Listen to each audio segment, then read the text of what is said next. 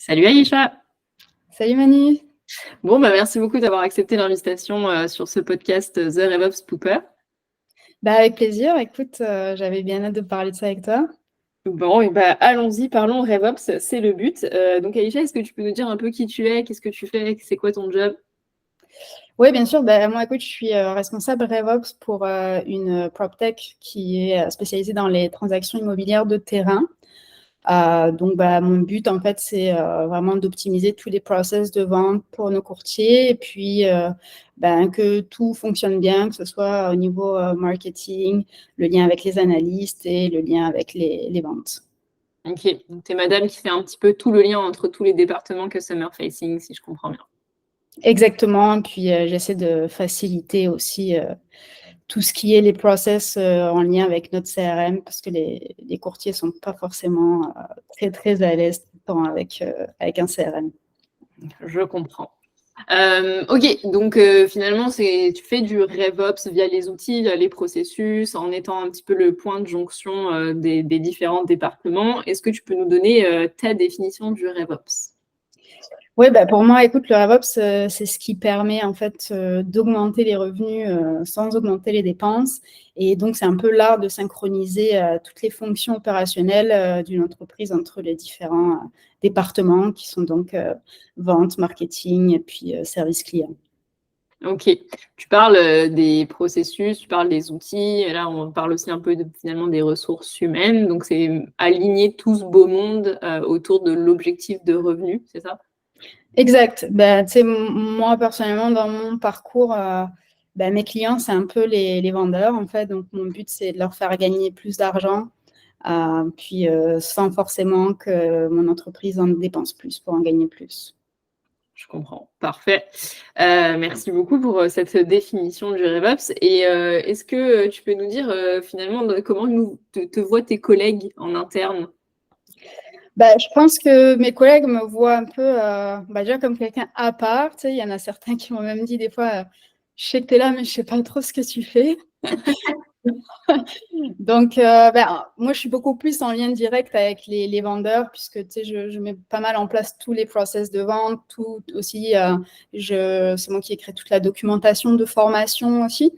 Donc, eux me voient plus, je dirais, comme une alliée stratégique puisque je suis un peu là pour leur faciliter la vie, améliorer leur process et puis potentiellement les aider à générer plus de revenus. Donc, voilà pour cela. Après, tu vois, il y en a qui savent pas ce que je fais ici, mais ils vont bientôt le découvrir. Ok. Parfois, je me doute que tu travailles peut-être un peu plus dans l'ombre avec certains départements, mais côté vente, vu que tu es en direct avec eux et que tu agis directement sur leur propre manière de travailler, finalement, ils doivent quand même bien te connaître.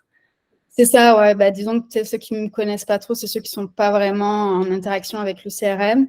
Donc, c'est sûr que pour eux, je suis un peu moins visible, on va dire. Mon travail se voit moins.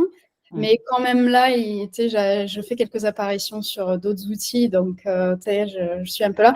Mais ouais, effectivement, pour l'instant, on n'est pas, tous nos départements ne fonctionnent pas avec le CRM. Donc, c'est ça, il y en a qui voient pas trop comment définir mon rôle à l'heure actuelle. Ok, c'est intéressant, tu parles de CRM, donc on parlait d'outils, ça voudrait dire que finalement, si je le traduis un petit peu comme ça, le CRM, c'est un peu votre outil principal autour duquel gravite le rôle de RevOps aujourd'hui du moins. Puis je dis pas qu'il n'y a que cet outil-là, il y en a plein d'autres, hein, il y a tout un écosystème, mais de ce que je comprends, c'est ça, c'est le CRM sur lequel tu travailles le plus. Exact, ouais. C'est vraiment pour l'instant ce qui est au cœur de notre entreprise et on encourage vraiment toute l'équipe de vente à travailler quasi exclusivement sur le CRM pour pouvoir vraiment centraliser toutes les informations.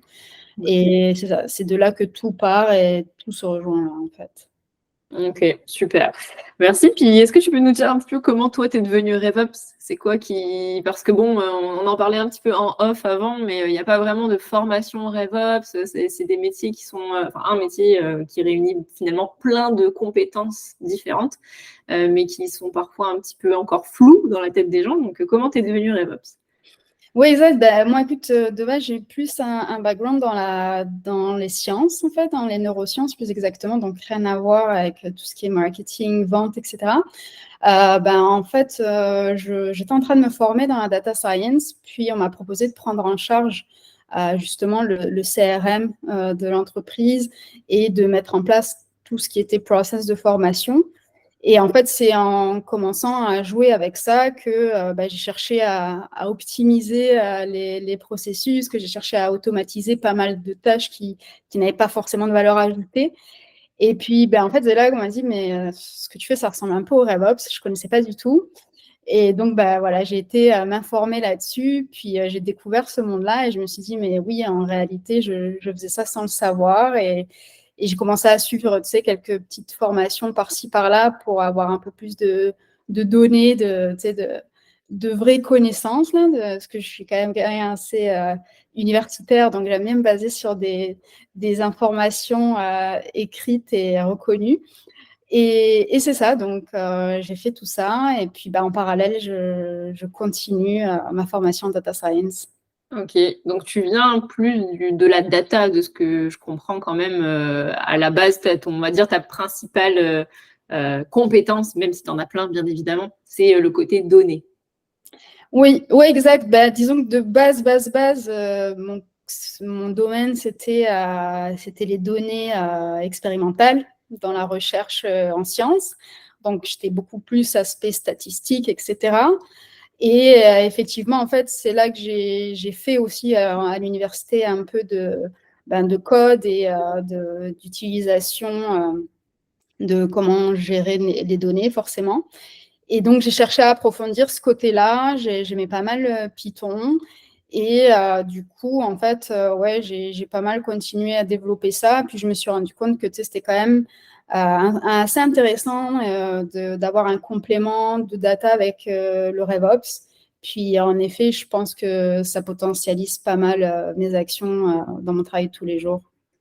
Ok, hyper intéressant de voir que des gens du RevOps peuvent venir initialement plus de la data. Il y a certaines personnes du RevOps qui viennent initialement plus du côté technique, code, vraiment le DevOps en fait. Il y a des gens qui sont plus côté Sales Ops, Marketing Ops, qui ont des parcours beaucoup plus de marketeurs ou de business dev, des choses comme ça. Donc toi, en tout cas, c'est plus la data de ce qu'on comprend. Et ce qui m'amène à ma question d'après, c'est quoi pour toi le rôle des données dans le RevOps? Quel rôle jouent les données? Pour moi, les données, c'est un support. Parce que de toute façon, des données, tu en as tout le temps. Que tu le veuilles ou non, tu génères de la donnée. Et puis, en fait, ça peut aider beaucoup. C'est comme une béquille, quand tu as des enjeux, des questions que tu ne sais pas forcément comment tu vas pouvoir résoudre ou des choses comment tu ne sais pas vraiment comment tu vas pouvoir améliorer. Un de mes réflexes, ça va être d'aller fouiller dans la data. Qu'est-ce que me disent les données? Encore l'aspect un peu scientifique. Qu'est-ce que me disent les faits? Et comment je peux utiliser ça pour améliorer le travail des gens en vente, pour améliorer, on va dire, leur qualité de travail et puis aussi, bien évidemment, augmenter les revenus, quoi. Ouais. Donc toi, ton premier réflexe, c'est plus d'aller chercher côté structure de data, les propriétés, les données, les champs, d'essayer de les faire parler. Je suppose que tu travailles beaucoup avec des rapports, des dashboards. Exact, ouais, c'est ça. C'est déjà d'aller comprendre. J'ai un problème, mais mon but, ça va être de comprendre la cause. C'est pourquoi j'ai ce problème. Et bien souvent, en fait, tu peux trouver des réponses dans les données. Donc je pense que c'est un réflexe. Tu as différents niveaux d'analyse de données, mais je pense que même juste un premier niveau d'analyse, par moment, ça t'apporte déjà pas mal tes réponses, ou en tout cas, ça t'apporte un chemin vers lequel aller, vers lequel développer une solution en RevOps. Ouais, je suis complètement d'accord. Je pense que effectivement, il y a quand même plusieurs possibilités d'aller creuser dans les datas. Puis moi-même, qui n'ai pas un parcours de data analyst ou sur la data, mais une première lecture, une première grille de lecture sur une donnée peut te dire, OK, mais là, je vois qu'il y a un problème qui vient de tel endroit.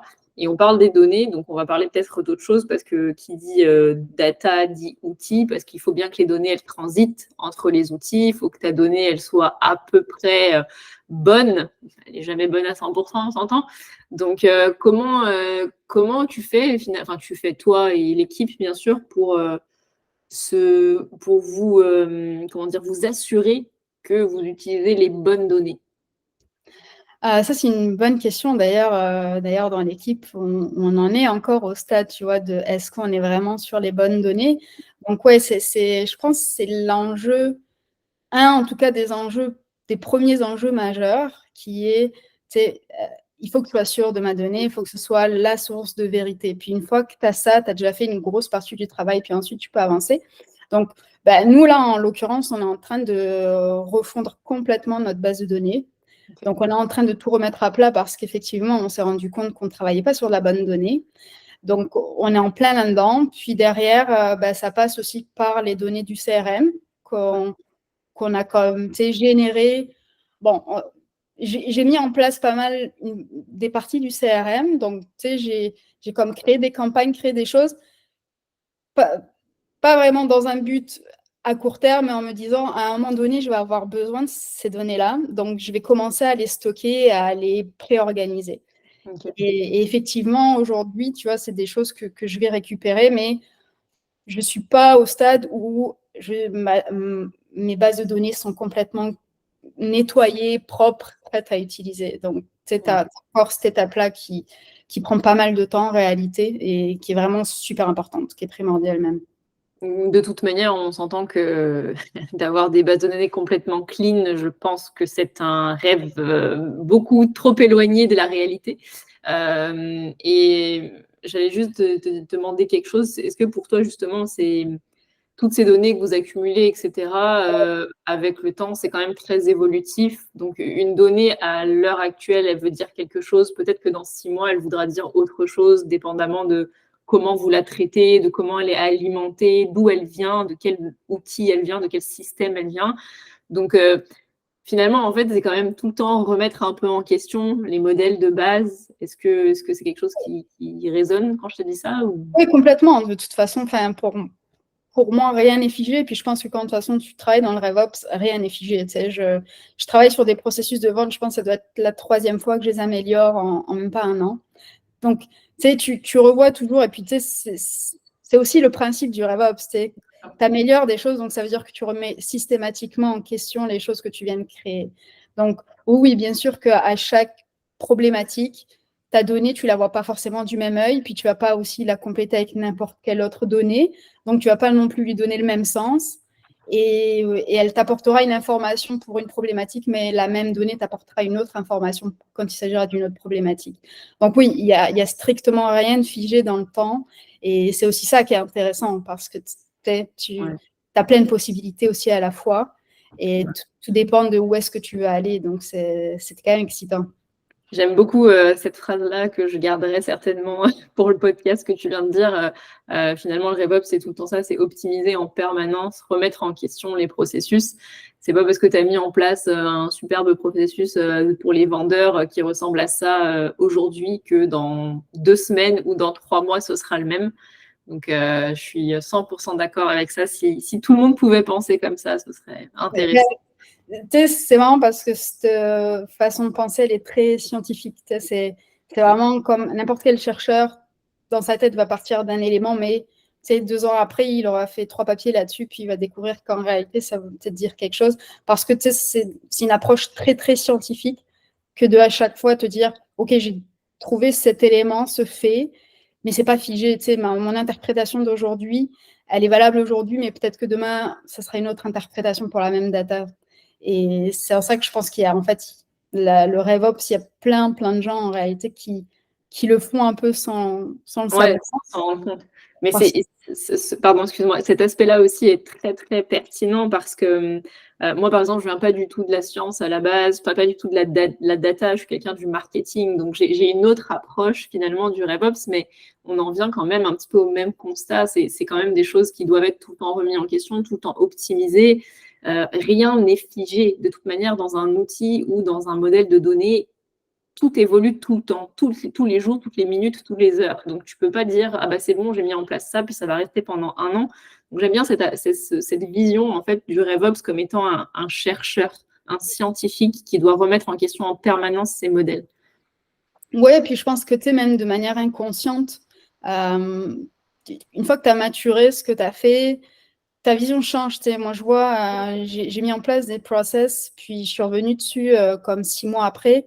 Et je me suis dit, mais attends, mais non, mais là, en fait, je peux complètement l'améliorer plus, tu vois, parce que tu sais, là, le truc avait quand même, je l'avais bien ancré dans la tête, tout était bien assimilé, on va dire. Puis donc là, ton cerveau est capable d'aller à un étage au-dessus, tu vois. Donc, ça montre aussi que c'est Bah, comme dans toi, des choses, tu ouais, et vois. puis toi-même, tu fais ton propre machine learning. Là, tu en apprends de plus en plus Exact. sur l'entreprise, sur Tout le à fait. contexte, sur les données. Donc, Oui. Et puis tes outils évoluent en même temps, tu sais. Donc, tu as des fonctionnalités qui apparaissent qui n'existaient pas au moment peut-être où tu as créé ton process ou ton automatisation. Donc là, ben, tu sais, tu vas aller revenir là-dessus. ouais, ok. Super intéressant. Ce qui m'amène aussi à cette question-là, est-ce que tu aurais un exemple à nous donner dans lequel tu as connu un peu un challenge avec bah, les données, en fait, autour des données, un challenge RevOps, évidemment. Ouais, bah écoute, j'ai pas encore mis en place, mais effectivement, j'ai comme en ce moment une problématique où, tu sais, bon, j'ai beaucoup de gens qui sont dans les ventes en immobilier, étant donné la crise. Les ventes, c'est pas ce qu'on fait tous les jours. Donc, je me retrouve avec pas mal de mes vendeurs qui ont beaucoup de propriétés à vendre, mais qui en vendent pas beaucoup. Puis, donc là, tu sais, ma première approche de RevOps, ce serait de dire, OK, avant de mettre ton énergie dans n'importe quelle propriété pour la lister, bah, tu sais, peut-être on va d'abord faire un choix en amont de sur quoi tu vas aller prioriser ton énergie. Donc, effectivement, un de mes premiers challenges que je mettrai en place une fois que j'aurai fini ma formation en data, ça serait de créer un modèle de machine learning qui va être capable de prioriser, en tout cas de mettre des notes sur les différentes propriétés qu'il y a à lister.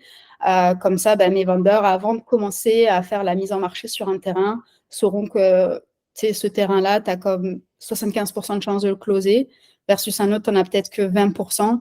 Donc, il va savoir automatiquement vers quel terrain aller. Et puis, du coup, c'est une manière d'augmenter ben, ses chances de revenus, parce qu'il aura plus de chances de générer des revenus à l'issue du temps qu'il va passer là-dessus. Donc, Ok, ouais, de créer un levier en fait de closing, un taux de closing, des probabilités. Donc vous allez, je suppose, aussi croiser pas mal de données existantes sur des terrains qui ont déjà été vendus pour voir un petit peu la redondance de ce qui marche, de ce qui marche moins, avec des données évidemment du contexte global, du contexte économique, bancaire et tout ça. Donc tout ça, vous allez le modéliser et puis en faire finalement je pense que ça va être certainement un simple pourcentage. Tu as quand même 80% de chances de le closer, donc vas-y, mets ton énergie dessus. exact, c'est ça. Bon, comme tu dis, ça, quand on dit comme ça paraît simple, mais en réalité, Non, ouais. il y a énormément de données derrière, donc c'est un gros système juste pour donner une note. Mais dans les transactions de terrain, on parle en millions de dollars, donc juste une vente, ça peut changer la vie d'un vendeur. On ne vend pas des journaux. Donc, ça peut valoir le coup, effectivement, dans le domaine. C'est toujours ça, en fait, l'intérêt dans les datas, c'est de savoir bien connaître ta donnée et bien savoir comment utiliser tel modèle. Mais pour nous, oui, ça serait pertinent de mettre en place quelque chose comme ça. Ouais.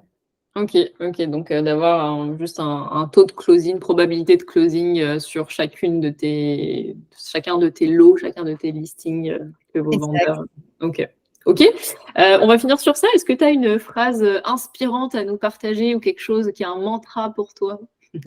Ouais, bah écoute, moi j'aime bien Einstein et puis j'ai une phrase qui en plus je trouve est pas mal RevOps qui dit au milieu d'une difficulté se trouve une opportunité.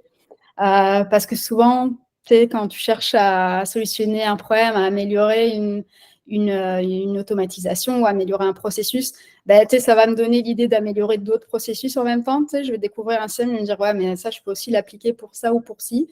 Donc, au final, c'est, tu sais, d'avoir cette phrase en tête, ça me permet de commencer, tu sais, parce que le plus dur, c'est de s'y mettre, là. Donc, je me dis, bon, je vais certainement trouver plus qu'une solution, donc allons-y. Ouais, super. Mais ça veut dire aussi que des fois, tu t'aventures dans plein de terrains différents et on a souvent l'habitude de prendre l'analogie du plat de spaghettis en RevOps. Quand tu tires un spaghetti, t'en as plein qui viennent en même temps. Puis, ah oui, il y avait ça, puis il y avait ça, il y avait ça. Donc, Exact. c'est un peu relatif à la phrase de Monsieur Einstein. Exactement. Un grand merci. On va finir sur ça. Merci Aïcha. C'est un plaisir. Merci à toi d'avoir invité.